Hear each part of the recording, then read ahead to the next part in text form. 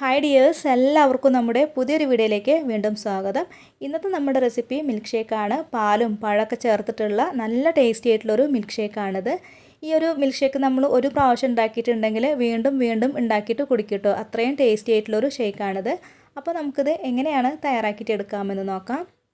അപ്പോൾ ഈ ഒരു മിൽക്ക് ഷേക്ക് തയ്യാറാക്കാനായിട്ട് ഞാനിവിടെ 2 റോബസ്റ്റ പഴം എടുത്തിട്ടുണ്ട്. ഇനി നമുക്ക് വേണ്ടത് പാലാണ്. 1/2 ലിറ്റർ പാൽ നന്നായിട്ട് തിളപ്പിച്ചതിന് ശേഷം ചൂടൊക്കെ പോയിട്ട് ഫ്രീസറിൽ വെച്ചിട്ട് നല്ലോണം ഒന്ന് തണുപ്പിച്ചിട്ട് കട്ടാക്കിയിട്ട് എടുത്തിട്ടുള്ളതാണ്. ഇനി നമുക്ക് ആദ്യം ഈ ഒരു പാല് ഒരു മിക്സിയുടെ ജാറിലേക്ക് ഒഴിച്ചു കൊടുക്കാം. അപ്പോൾ ഈ ഒരു പാല് ചേർത്ത് കൊടുത്തു കഴിഞ്ഞാൽ ഇനി നമുക്കിതിലേക്ക് നമ്മൾ എടുത്തു വെച്ചിട്ടുണ്ടായിരുന്ന പഴം ചെറുതാക്കിയിട്ട് കട്ട് ചെയ്തിട്ട് ഇട്ട് കൊടുക്കാം. കൂടെ തന്നെ നമ്മുടെ മധുരത്തിന് ആവശ്യമായിട്ടുള്ള പഞ്ചസാര ചേർക്കാം. ഞാനിവിടെ 5 ടേബിൾ സ്പൂൺ പഞ്ചസാരയാണ് ഇതിലേക്ക് ഇട്ട് കൊടുക്കുന്നത്. അപ്പോൾ നിങ്ങളുടെ മധുരത്തിനനുസരിച്ചിട്ട് ഈ ഒരു പഞ്ചസാരയുടെ അളവിലൊക്കെ വ്യത്യാസം വരുത്താം. ഇനി ഇതിലേക്ക് നമുക്ക് കുറച്ച് വാനില ഐസ്ക്രീം ഇട്ട് കൊടുക്കാം. അപ്പോൾ ഇതിന് പകരം നമുക്ക് ചോക്ലേറ്റ് ഐസ്ക്രീം കൂടെ ഇട്ട് കൊടുക്കാവുന്നതാണ്. കൂടെ തന്നെ ഞാൻ 3/4 ടീസ്പൂണോളം കൊക്കോ പൗഡർ കൂടെ ചേർക്കുന്നുണ്ട്. ഇതുണ്ടെങ്കിൽ തീർച്ചയായിട്ടും ചേർത്ത് കൊടുക്കണം, എന്നാലാണ് നല്ലൊരു ടേസ്റ്റൊക്കെ ഉണ്ടാവുള്ളൂ.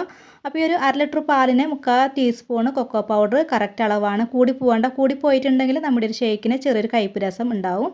ഇതെല്ലാം കൂടെ നന്നായിട്ടൊന്ന് അടിച്ചിട്ട് എടുക്കാം. ഇതിപ്പോൾ ഇത് അടിച്ചെടുത്തിട്ടുണ്ട്. ഇനി നമുക്കിത് ഗ്ലാസ്സിലേക്ക് ഒഴിച്ച് കൊടുക്കാം. അപ്പോൾ ഇതിൽ ഇട്ട് കൊടുത്തിട്ടുണ്ടായിരുന്ന ആ ഒരു പഴം അധികം കണ്ട് അടിഞ്ഞിട്ട് കിട്ടിയിട്ടുണ്ടായിരുന്നില്ല. അപ്പോൾ അതൊന്നും കുഴപ്പമൊന്നുമില്ല. നമുക്ക് ഒരു മിൽക്ക് ഷേക്ക് കുടിക്കുന്ന സമയത്ത് ആ ഒരു പഴത്തിൻ്റെ കഷ്ണങ്ങളൊക്കെ കടിക്കാൻ കിട്ടുമ്പോൾ നല്ലൊരു ടേസ്റ്റാണ്.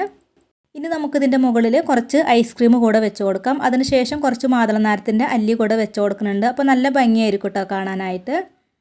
അപ്പോൾ നല്ല ടേസ്റ്റി ആയിട്ടുള്ളൊരു മിൽക്ക് ഷേക്കാണ്. ഇതിൽ നമ്മൾ നട്ട്സുകളൊന്നും ചേർത്ത് കൊടുത്തിട്ടില്ല, അതിൻ്റെ ഒന്നും ആവശ്യമില്ല കേട്ടോ. ഈ ഒരു ചോക്ലേറ്റിൻ്റെ ആ ഒരു ഫ്ലേവറാണ് മുന്നിട്ട് നിൽക്കേണ്ടത്.